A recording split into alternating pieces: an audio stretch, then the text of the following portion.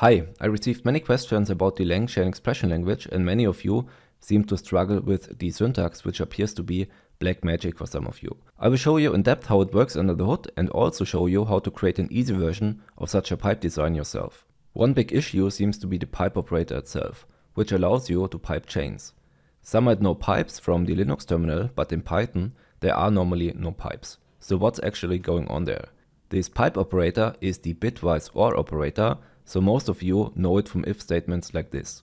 We've got two values, a and b, and now we check if a is larger than 5 or b is larger than 15, then we want to print this, and if that's not the case, then we print that.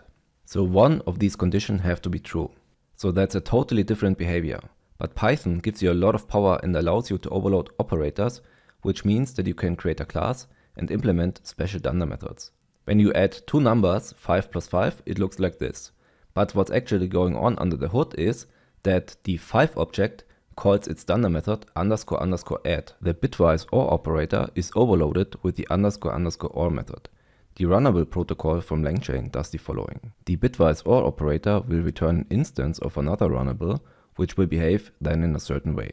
So from left to right, you got the object on the left, that will return another object, and the object in the middle will then return one more object. So that's how the pipe is implemented. So now let's implement a simple version of the LangChain expression language on our own. We got a double value class which implements the value transformer protocol and uses an underscore underscore call method.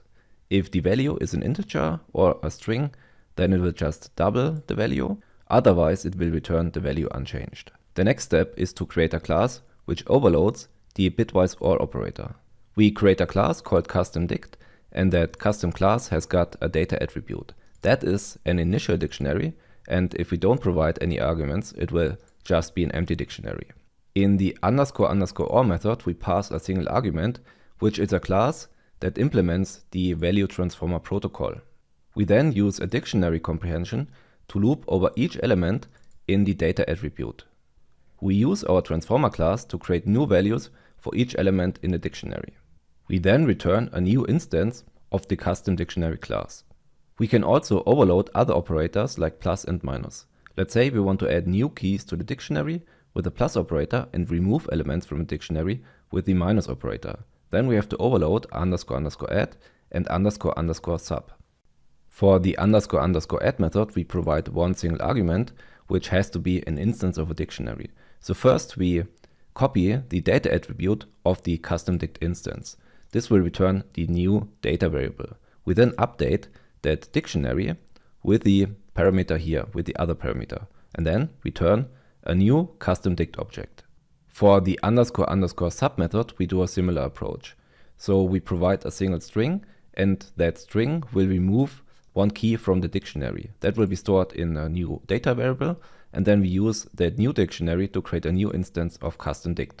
Let's now create an instance of that custom_dict class. So first let's run the code here.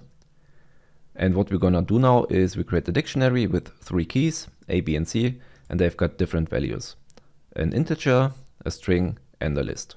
If we instantiate the class, we can see that when we print the class, that looks pretty weird. So we add another dunder method wrapper, and there we just display the dictionary attribute as string. So let's run that again.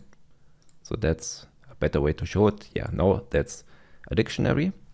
And this is how our pipeline could look like. So we've got this CD object, which is this custom dictionary object, and then we pipe it to double value.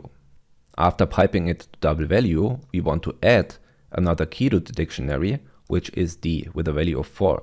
And then we use the minus symbol to remove one key from the dictionary, which is A.